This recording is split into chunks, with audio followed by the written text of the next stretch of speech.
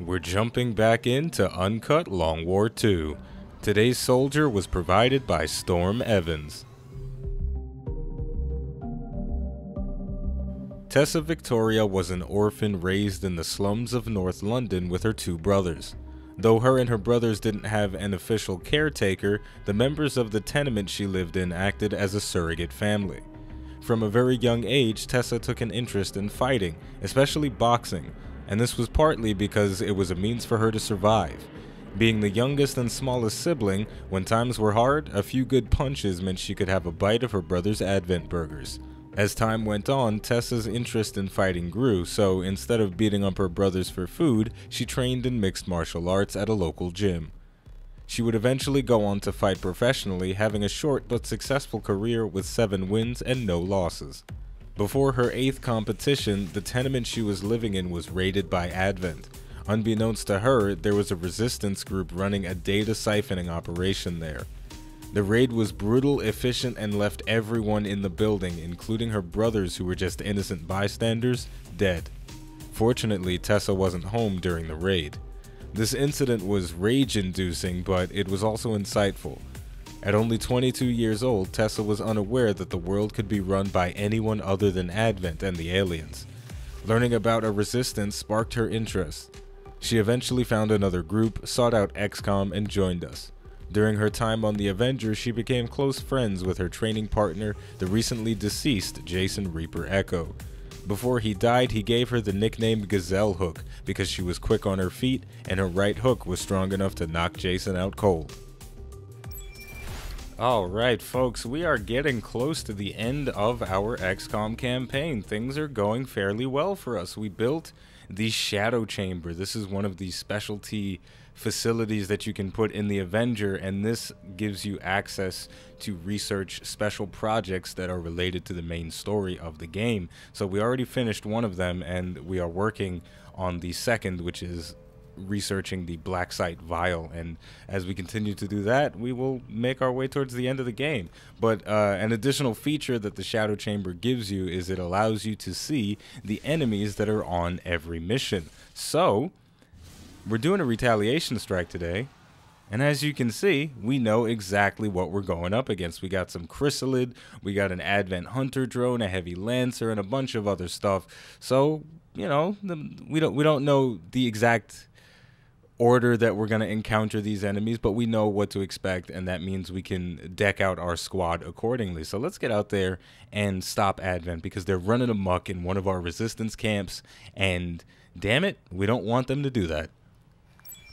Alright, for our squad composition for today, we have the majority of Fire Team Havoc with us. Buster Doom Guy Thompson, he was on the last mission, so he's kicking his feet up on the couch somewhere, but we've got 4 of the members here, so let's talk about the composition. First up, Daniel Mazur Morris is our ranger. He's got armor-penetrating rounds and a flashbang, so he's going to be able to shoot twice in a single turn because of the light-em-up ability. He is a powerhouse. Next up, Bill Tex Hudson. He is a specialist combat hacker, so he's got that skulljack and a mimic beacon that he can use to help us mitigate some damage when we really need it. Jester Iverson, Bailey Jester Iverson rather, he is wearing an exosuit, so he has access to a rocket launcher. He is also bringing with him a battle scanner, so he's going to give us a bit of extra vision. Next up, Ray Artie Palmer. He is our grenadier. He's got an acid bomb, venom rounds, and a plasma grenade. So those venom rounds are pretty cool. They increase his base damage by 1, but his shots also have a chance to poison targets, which is pretty cool. It reduces their accuracy. So, and it gives them, causes them to take damage over time, but only against organic enemies. It doesn't affect machines because you can't poison a robot. And we're going to equip him with bubbles, which will give his grenades 1 extra point of armor shred. And then we have Alfie Green Jelly O'Brien, our medic, so we've got that medical protocol and the mind shield. And finally, y'all thought I forgot about the leader, Diamond Spectre Freehold. I did not. He is wearing the Mangler chest piece, but Diamond is a legend himself, and legends do not fall prey to the soul-sucking capabilities of the Mangler chest piece. He's also using the Fire shotgun, the ionic axes, the rocket launcher, and the Talon rounds. I went back into the ini files and I quote fixed it so that that my swords and axes have 100% accuracy unless I did something wrong with the text editing. So let's go find out. Alright, so as always on a retaliation mission, we are coming in without concealment, so we get a sneak peek at all the enemies that are on the map. We've got 2 chrysalids, another chrysalid running around by himself. These things are going to be irritating to deal with. Whenever you have a mission with chrysalid, the goal is to deal with them before you have to deal with the other enemy types that are on the mission, because if you get overwhelmed by chrysalid and advent troopers and things, then you're gonna lose. But just chrysalid, they're easy enough to handle. So we got a nice advent goon squad with that hunter drone and the shield bearer and an officer. Nothing that we're surprised about anymore because we have the shadow chamber. It feels good. It takes out a little bit of the surprise of figuring out which enemy types there are, but the benefit to that is you can tailor your squad based on which enemies you have. So for example, right, just to get into the little meta game that you can play once you get the chamber, if you are going on a mission and you see that there are a lot of fleshy targets, then you can bring a lot of incendiary grenades and venom rounds and acid bombs. But then if you're on a mission where there are a lot of mechanical enemies, you better not forget to bring your specialist with combat protocol. So you can just better prepare yourself for missions instead of having to just go with a generic squad that's tailored to deal with all situations. So it's a nice feature. It's a cool late game item that helps smooth out the difficulty as it starts to get a bit more ridiculous. Especially with the Long War Alien Pack. Screw the Long War Alien Pack. So we do have access to concealment because Jester is a shinobi. So if we position him correctly, we'll be able to scout with him just a bit, which will provide a decent early warning as enemies start to approach. So I'm going to sprint him into some full cover, and in the coming turns, he's going to throw out some battle scanners so we can get vision on the field. But on a different note, I said I was going to talk about women today, so that's what we're going to talk about. Because I mean, I will forever be fascinated by the dynamic of males and females, because the idea is, and today we're going to be talking about a whole bunch of stuff that I have no business talking about, but we're going to have a good time. So the idea is that we as humans are animals, but we're so advanced that we don't even think of ourselves as animals anymore. And there we go. The Overwatch going to take out one chrysalid, but we've still got plenty more to deal with. This one is hopefully, no, it's going to get into melee range, but that hit is going to miss. So right, I say we're animals, but we don't know we're animals anymore, man. We forgot that, we're just really advanced monkeys. And that might sound as I'm not a monkey, I'm a human being. We're okay. Just because monkey is it's just kind of a bad word. We're animals, all right. And you can really see that come out when you watch a man and a woman, or even a man and a man and a woman and a woman, or I'm not going to assume anyone's sexuality. That meme isn't popular anymore, is it? I don't know. But my point is, you see the animal nature come out when people start flirting. All right? So boom, one chrysalid down, a bajillion more to go. I'm feeling like we're going to end up staying in this small area and trying to Overwatch trap all of the chrysalid.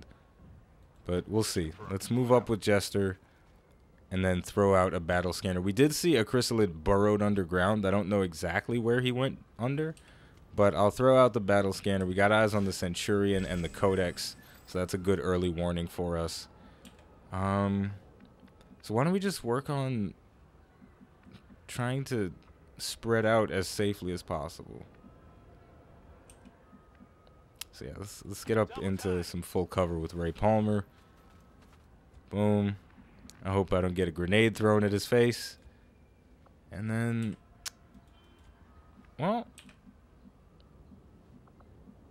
yeah, I guess we can skirt around the edge of the map a little bit with Bill Hudson. And Green Jelly O'Brien, we can just put her in full cover, and she doesn't really have to do anything as the medic. She can just kind of chill and just overwatch and never fire a single shot. And her aim rating isn't that great anyway, so it's debatable whether I ever want to need her to fire. But it's fine.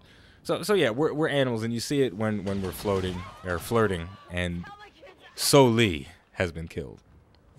And because the reason I'm thinking about this is because the other day, I was doing a little bit of flirting of my own, and the shield bearer gonna put the shield up. I don't know how many targets it hit, but I heard it in the background. We're getting the teleport to come out. It's not gonna reveal Iverson there.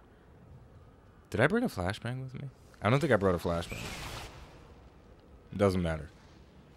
But yeah, you know, I was getting my groove on the other day. I was at an orientation thing, an info session for a job that I'm not gonna get, and there was a pretty girl there. So naturally I'm gonna start a conversation, because that's what you do when you're a man and you see a woman that you're attracted to. You start a conversation. There's nothing malicious about it. It's just what you do. And I do have a flashbang with Bill Tex Hudson. I swear I never remember the fucking items that I bring with me. But whenever, it's only when I'm doing commentaries. When I'm just playing the game by myself, then I remember all the items that I brought with me. But when I'm doing a commentary, I instantly forget that, oh, I got a flashbang, and the loadouts that I had. Or maybe he has flashbanger. I don't know anymore, man. I don't know. I'm not paying attention enough. but anyway, we have disabled the Codex ability to split, which means we can attempt to take it out now. But unfortunately, dude, I brought 2 flashbangs. Yeah, fuck me. I just don't pay attention enough when I'm reading out the loadouts, man. Okay, so yeah, we can. I don't think we're gonna be able to take it out as easily as I would like to, because of the positioning that we're in. Unless Ray Artie Palmer. He may be the artillery man, but he's also got a pretty good shot. So that was nice. We're gonna get this. I'm gonna roll the dice with Jester Iverson. Boom. Right in the face. There we go. It's gonna break his concealment, but that's what it's for. You know, it's for that nice clean ambush, and now we can move the rest of our soldiers to safety without fear of getting shot by anything. We'll just over. So yeah, you know, I was flirting with a girl because that's what you do when you see a pretty girl, and like nothing crazy, right? I'm a very conservative flirt for the most part, but you get a few drinks in me, then I start getting reckless. But just in general, you know, puffing out the chest a little bit, you know, a wink and a smile, all the regular stuff that you're supposed to do when you're flirting. Boom. Didn't hurt anybody. But the weird thing that was going on is that I was getting cock blocked a little bit. And cock blocking is just an animal level thing, right? It's like this 2-pitch. Oh, somebody getting slashed. Shit. That is with the extra benefit from the aid protocol. I mean, 'cause it's just like you watching a nature documentary narrated by some generic British guy, right? And then all of a sudden, shit, that's not really safe to launch a grenade right next to Ivers. I have an acid grenade. These don't destroy cover. Perfect. You know, and you watching like pigeons walking around, and there's a male pigeon and a female pigeon. Boom, shredding that armor, getting the acid burn going. And then the male pigeon's like, hey, female pigeon, you looking good. Your feathers? So delicious. And, you know, they start pecking each other and start doing their thing. I'm going to walk fire on this thing. It's reduced damage but increased accuracy by 30%. So, boom, boom, boom, boom, boom, boom. Still going to miss. The struggle is real. But even though we're struggling. Without struggle, there is no progress. I'm going to blow gun and run on this. Actually, I don't have to. I have a slug shot. Still very low chance to hit him. High cover and his innate defense is ridiculous.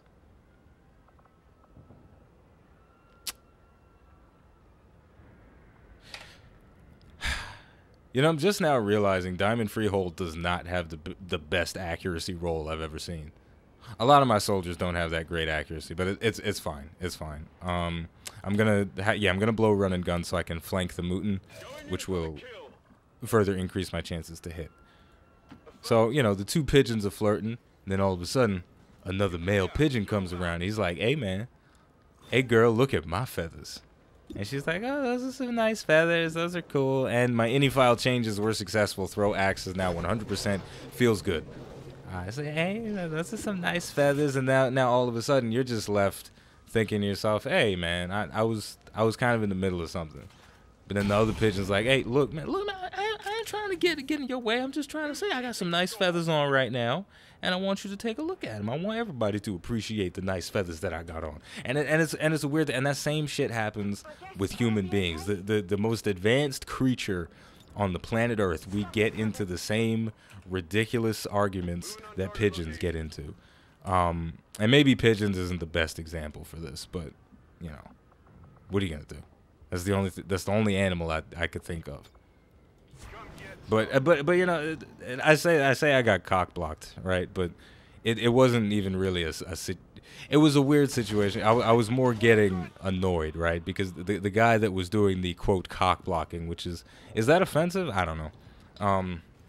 The guy that was doing the cock blocking, right? He didn't stand a chance, right? You know, I'm not. I don't mean to toot my own horn a little bit, but on a scale of 1 to 10, I'm a 7.5. All right, I'm a good-looking dude. My weight is a little bit fucked up right now, so I'm not as confident as I should be. But I still got the moves, and I can still put the business on. Okay, so I was feeling good. The guy that was being a nuisance, he was like a 5. You know, nah, shit. The chrysalid's gonna come out of the ground. It is going to take a reaction because we revealed it. And is it going to connect? Yes, and it has chrysalid poisoned. Shit, we're getting... The Spectre is in a very tight spot here. But the Mangler chest piece is going to provide him with some nice protection. But damn, I didn't want it to be like this. Well, I guess we could take a shot. We don't have any range penalties, so there we go. Boom, no poison. It's very unfortunate that the venom rounds are not doing what they're supposed to. Whew. And Jester is really fucked up right now. Did I move Green Jelly already? No, I didn't. She can heal him. Perfect. So, yeah, man.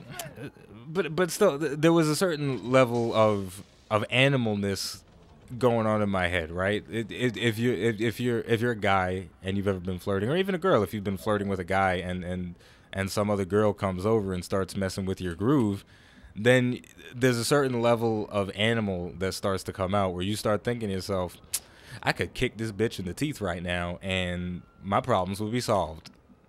And that, like, those are the thoughts that go through, at least I like to think that go through everybody's head when they're flirting, and that's just some straight animal shit.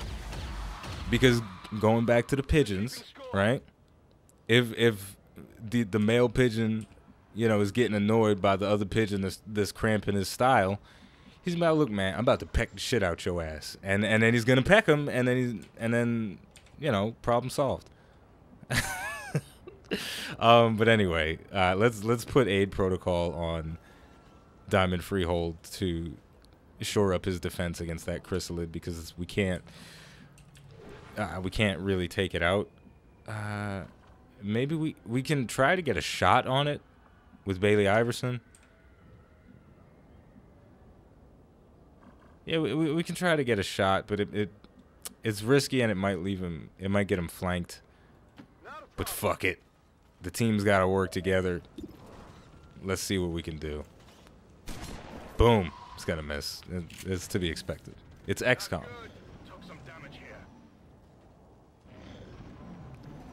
And that chrysalid poison is very nasty, and we have a faceless coming out of a civilian.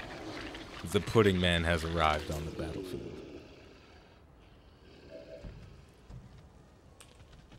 Chrysalid gonna swing, but it will miss the aid protocol doing what it's supposed to do. We've got to cleanse that chrysalid poison in the next turn because it is a problem.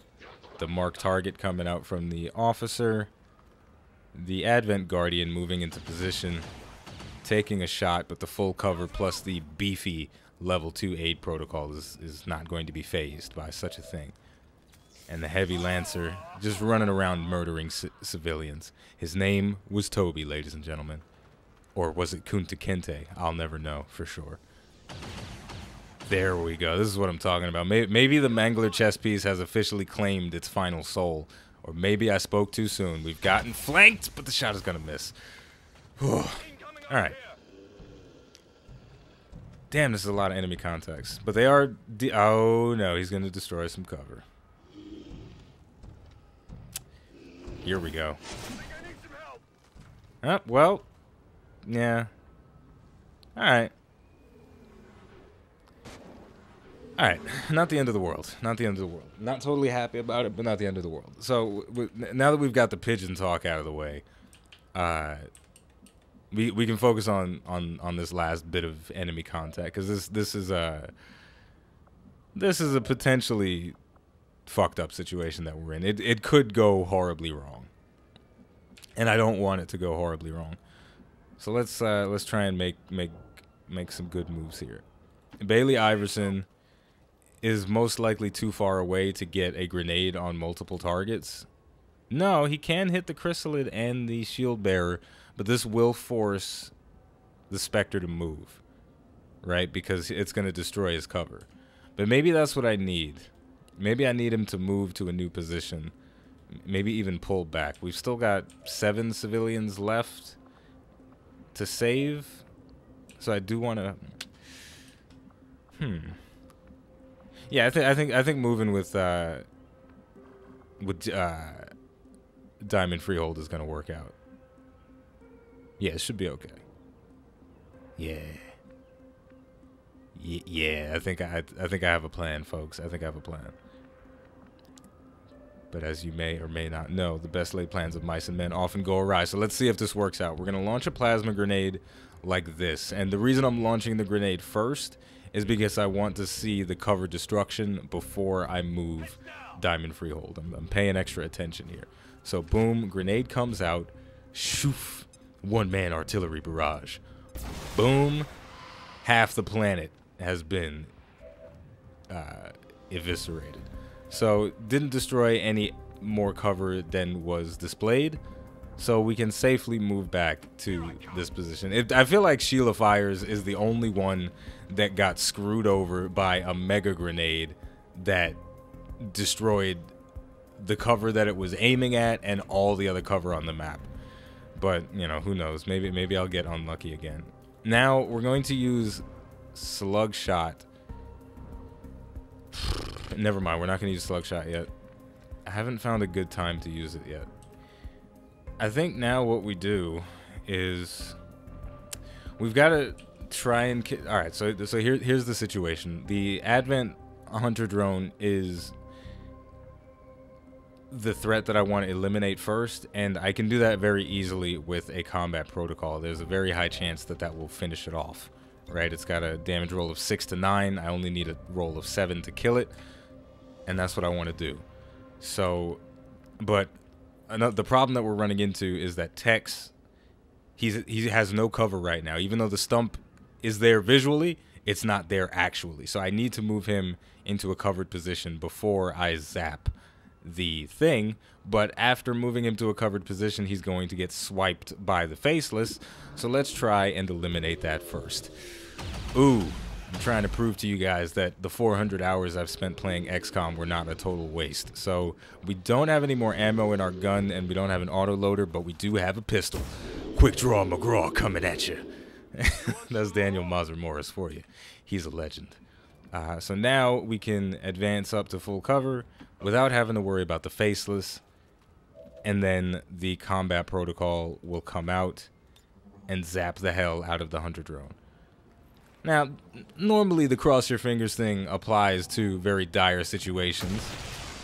But, you know, if you did it there, then I thank you. If you didn't, the fuck is wrong with you? You're supposed to cross your fingers for every time I shoot something. You're supposed to cross your damn fingers. Now that'd be really annoying. You don't have to do that. I mean, if you want to, you can, but you don't have to. There's no obligations. All right, but now we've cleaned up the major threats. The chrysalid is still annoying, and have I cleansed him yet? Is he still poisoned? Yeah, he's still poisoned. I gotta cleanse the poison. So we'll do that.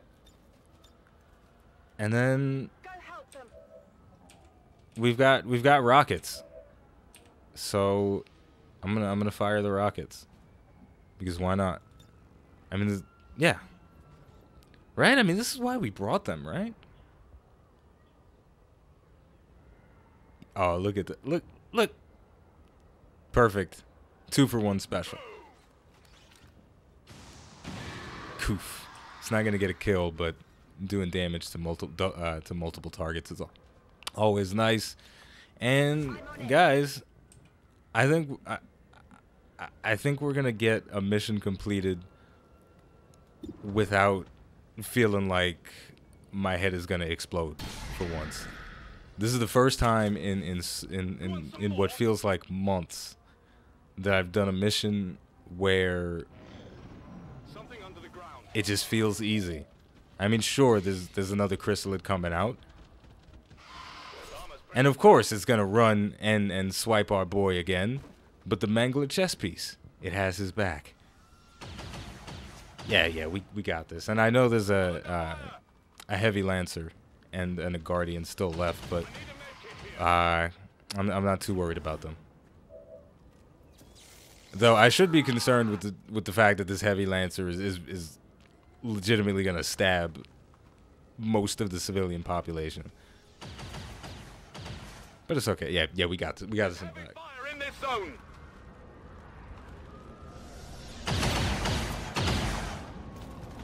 That was close. But flirting is a weird thing, though, man. I mean, I still think back to the times when I was younger and I didn't know anything about flirting and what the power that there was with flirting and the sort of things that you can do with flirting and the things that you can notice in another person when you're flirting with them. That move was safe, even though there was an Overwatch up, because Diamond Freehold has lightning reflexes. Now, I don't have eyes on the Guardian, but I'm gonna make an assumption that this rocket is stretching far enough to hit him. I could throw out a battle scanner to make sure, and maybe I will. It all depends. But it's a weird thing, because, you know, for anybody that's in their 20s or 30s or whatever, I don't know the exact demographics of everybody that watches, but you know, when you think back to the times when you used to flirt when you were a little kid, there's a little kid, or when you were just a bit younger, it's significantly different from flirting as an adult, because you know things. You've gone through the gauntlet the same way a lion doesn't know how to chase after a gazelle when it's first born, right? It's the same process. So we're throwing out the mimic beacon. Probably the mimic beacon is probably one of the most overpowered items in the game, if I'm being perfectly honest with myself, and I like to think that I am. But it's great. I mean, because you could bring one mimic beacon for every soldier and never worry about taking damage on a mission. But I'm not gonna do that, because that's basically cheating. This mission, we got this mission in the bag, but the cleanup is going to be really sloppy because the enemies are in kind of annoying positions. Yeah, it's just going to be a sloppy mission to finish it off. And you know what? Screw it. I'll throw the battle scanner just so I can see exactly what tile that guy's on, and then we'll deal with it. But yeah, because when I was in high school, that's when I had my first real girlfriend, and we're getting a crit from very far away. That's a beautiful thing. And just the way that the first date that I ever went on, it was the most ridiculous catastrophe that has ever been. I mean, it, you know that dumb moment when you don't know if a person wants a kiss or not, and but then you start seeing all the signs, so you just go for it and you say YOLO, fuck it. And if it works, it works. If it doesn't, it doesn't. I saw that moment on my first ever date, and to this day, I get cringy because I know I didn't go for it, right? But now, as a fully grown adult, if I even see something that resembles the, oh my God, I'm looking at his lips, and then I'm looking at his eyes, and I'm slightly tilting my head to the right 37 degrees, that means I want to kiss. If I even see anything that slightly resembles that, I'm going for it. And if I get slapped in the face, I get slapped in the face. But if I don't, then we going all the way. No, I don't know. But the Mimic Beacon is taking some shots. Both of our Overwatches missed, but the stocks that we had on our gun allowed us to deal a very negligible amount of damage at this stage in the game. Oh my goodness. Yo. This heavy lancer is on a legit killing spree right now. He's done like 4 targets since we've had eyes on him. And here we go. Everybody's still trying to take out the Spectre, but that armor is just not gonna happen, and the aid protocol is not gonna allow it. But yeah, it's just those things that, you know, the only way to learn how to go for stuff like that and when to go for stuff like that is through some animal type experiences. And the heavy lancer is flanking us, so we have to deal with that. But before we do, I've got other more pressing matters. All right, I'll do the cleanup first. So we got a slash for our blue action. Boom, goodbye chrysalid, 100% guaranteed. No money back though. And then our shotgun shot is not the best. We could blow a run and gun, which I think I'm gonna do, just to guarantee the kill. Actually, no, I can just fleece him. Never mind. Yeah, we'll do that. I forget sometimes that assaults have swords and axes, even though I just used the slash. So boom, eliminated 2 targets in 1 turn. Diamond Spectre Freehold, proving that he is in fact a soldier that is capable of taking out entire platoons of Advent all by his lonesome. But now the real trouble that we're gonna have is with the heavy lancer, because there aren't the issue is he's made all of the positions that we're in, he's made every position unsafe. There's nothing that we can do. There's nowhere we can move that's safe. But against all odds, Bill Hudson has a 100% chance to hit him. That doesn't seem... Oh, it's the reserve magazine from his gun. This is a Grimmy's Loot Mod gun, and it is boosting his chance to hit significantly. So what we're going to do is we're going to try and eliminate that heavy lancer, and we're going to do a frickin' wombo combo. We've got the airdrop ability. He's going to toss it over to Daniel. Boom. Give him the grenade. And now we switch back over to Daniel. Move him. I should be close enough on this tile. So let's see. If not, then I'm screwed. Damn. I could have counted to find out if that was close enough or not, but we are not close enough to the heavy lancer to hit him. And we can't even see him from our current position, which is a little bit strange. But the heavy lancer is gonna get a pick on somebody if we can't deal with it. Maybe at the very least I can throw a flashbang in the window to reduce his chances to get a pick. But even though he only has 65 aim right now, he's got plus 20% because of high ground, so that's really 85. But it's been reduced, so that's the best we can hope for. And now let's go ahead and get rid of this Guardian. He won't be protecting the galaxy while Bill Hudson's around. That was a good joke. If you didn't laugh at that, you're wrong.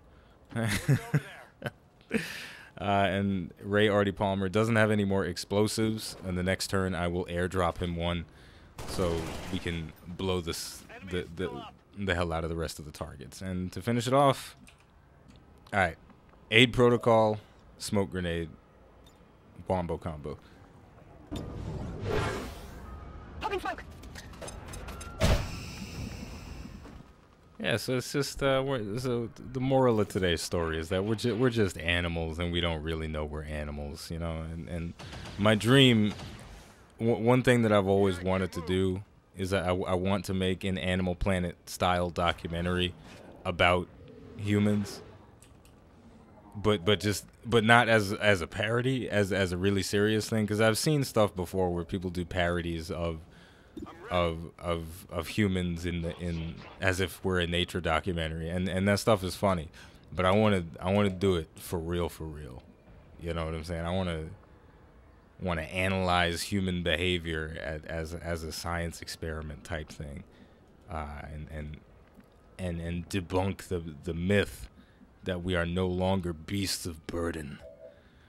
Our shot percentages are so terrible. All right, let's finish this mission off. But yeah, that's always been a dream of mine, and maybe one day it'll come true. And why don't we make use of our lightning reflexes for once and break the overwatch on the captain, or the officer rather. We'll run and gun into some full cover. This will put him flanked, and then we'll blast him. It's not gonna work, buddy. You can try as much as you like, but it ain't gonna happen. 98% chance to hit him in the face.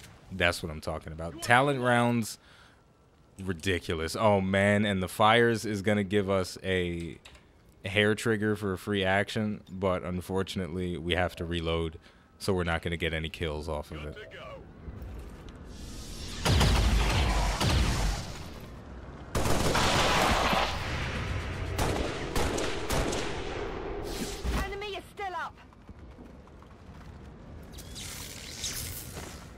One hurts a little.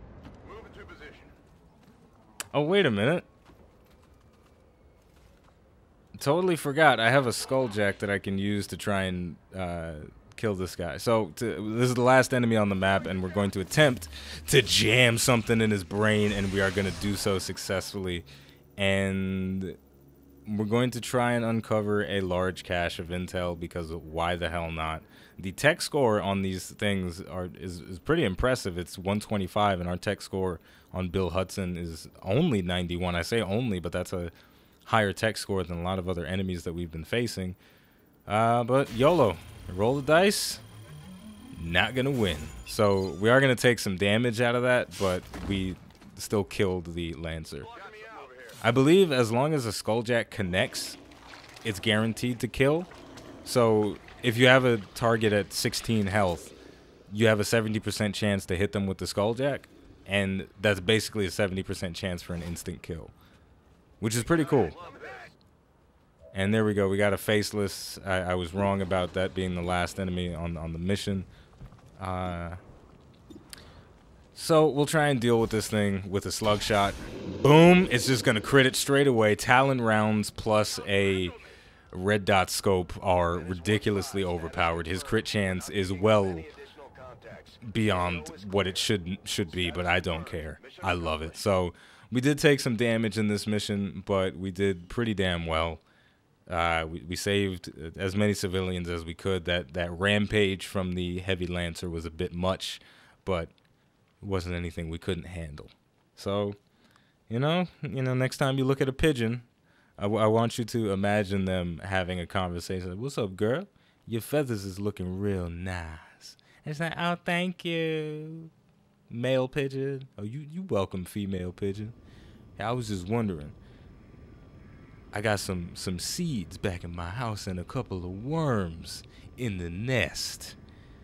I was wondering if you wanted to come by. Like, I don't know.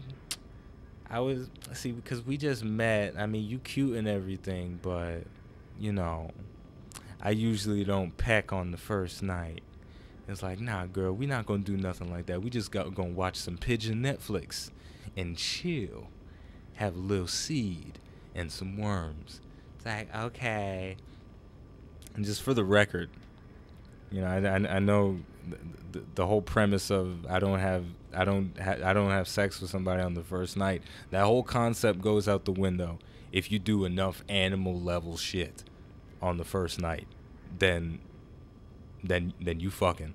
All right, but this is getting weird. So I'm gonna stop talking, and hope that the Sky Ranger flies back to the base a little bit faster, so we can give out any promotions that we've gotten. We probably didn't get any though, but you always got to check though. We always got to check. Well, this is awkward, isn't it? It's like an elevator. I started a conversation that I couldn't finish. You know, nice weather we're having. Yeah. Yeah, it is nice weather, isn't it? Mm-hmm. And then it's awkward for 25 more floors. It's the fucking worst, man. You know what I'm talking about. Okay, I'm gonna cut this part out. Is it racist that the pigeons in my analogy are black? Because why is the pigeon like, mm-hmm? This is... Alright, yeah, we didn't get any promotions. I figured we didn't, but I always got to check.